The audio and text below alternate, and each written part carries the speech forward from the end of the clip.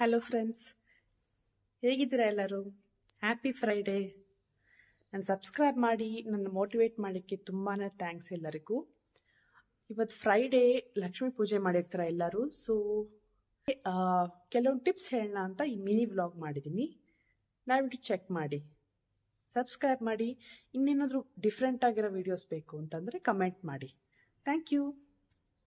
Friday Lakshmi ಪೂಜೆ ಅಂತಂದರೆ ನಾವು ಗುರುವಾರ ಎಲ್ಲ ದೇವ್ರ ಸಾಮಾನು ತೊಳೆದ್ಬಿಟ್ಟು ಹಿತ್ತಾಳೆದು ಬೆಳ್ಳಿದೆಲ್ಲ ತೊಳೆದು ಕ್ಲೀನಾಗಿ ಒರೆಸಿಟ್ಬಿಟ್ಟು ಶುಕ್ರವಾರ ಅಂದರೆ ಗುರುವಾರನೇ ದೇವ್ರ ಮನೆ ಎಲ್ಲ ಕ್ಲೀನ್ ಮಾಡಿ ಶುಕ್ರವಾರ ಜೋಡಿಸ್ತೀವಿ. ಸೊ ಕಳಸ ಕೂರ್ಸೋದೆಲ್ಲ ಕರೆಕ್ಟಾಗಿ ಇನ್ನೊಂದು ವಿಡಿಯೋ ಮಾಡಿ ಹಾಕ್ತೀನಿ. ಇದರಲ್ಲಿ ಬರೀ ಹೂವಿಂದ ಒಂದು ವಿಡಿಯೋ ಮಾಡಿದ್ದೀನಿ.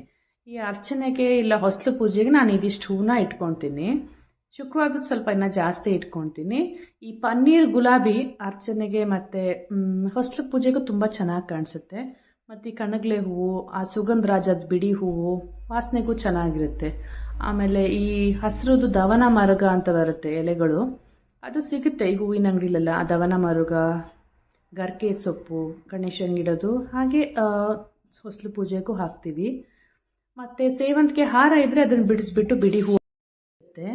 ಬಿಲ್ವಪತ್ರ ಇದ್ದರೆ ಶಿವಂಗಾರ್ಚನೆಗೆ. ತಾವರೆ ಹೂವು ಸಿಕ್ಕರೆ ಅದು ಚೆನ್ನಾಗಿರುತ್ತೆ ಲಕ್ಷ್ಮಿ ಜೊತೆ ಗಿಡಕ್ಕೆ. ಈ ದವನ ಮರುಗನ ದೇವ್ರ ಮನೇಲಿಟ್ಟರೆ ಹಾಗೆ ಗಮ್ ಅಂತ ಒಳ್ಳೆ ವಾಸನೆ ಇರುತ್ತೆ.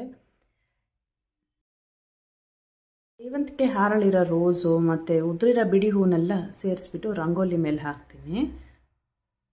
ಇದು ಶುಕ್ರವಾರದ ಡೆಕೋರೇಷನ್ನು ನೋಡಿ. ಅರ್ಚನೆ ಮಾಡಿರೋದೆಲ್ಲ ಬೇರೆ ತುಳಸಿ ಗರ್ಕೆ ಎಲ್ಲ ಇಟ್ಟಿರೋದು. ಕೆಂಪಾರ್ತಿ ದೃಷ್ಟಿ ತೆಗಿಲಿ. ಕೆಂಪಾರ್ತಿಲಿ ಲಕ್ಷ್ಮೀ ದೃಷ್ಟಿ ತೆಗೆದ್ಬಿಟ್ಟು ಎಲ್ಲರಿಗೂ ತೆಗೆದು ಆಚೆ ಬಿಸಾಡೋದು. ವಿಡಿಯೋಸ್ ಜನರಲ್ ಆಗಿ ಕನ್ನಡದವ್ರಿಗೆ ಇಷ್ಟ ಆಗುತ್ತೆ ಅಂತ ತಿಳಿಸಿ ನಾನು ಆ ಥರ ವಿಡಿಯೋ ಮಾಡೋಕ್ಕೆ ಟ್ರೈ ಮಾಡ್ತೀನಿ. ಅದರ ಎಜುಕೇಷನ್ನು, ಪೂಜೆ ಅಥವಾ ಡೆಕೋರೇಷನ್ನು ಇಲ್ಲ ಮೇಕಪ್ಪು ಯಾವುದೇ ಇರ್ಬೋದು. ಹೀಗೆ ಕನಕಾಂಬರ ಅಥವಾ ಕಣಗ್ಲೆ ಹೂವು ಯಾವುದು ಹಾರ ಸಿಗದೆ ಇದ್ದಾಗ ಈ ಥರ ಸೇವಂತಿಗೆಯಲ್ಲಿ ಹಾರ ಮಾಡ್ಕೋಬೋದು. ಮತ್ತೆ ಸಬ್ಸ್ಕ್ರೈಬ್ ಮಾಡಿ. ಧನ್ಯವಾದಗಳು. Thank you.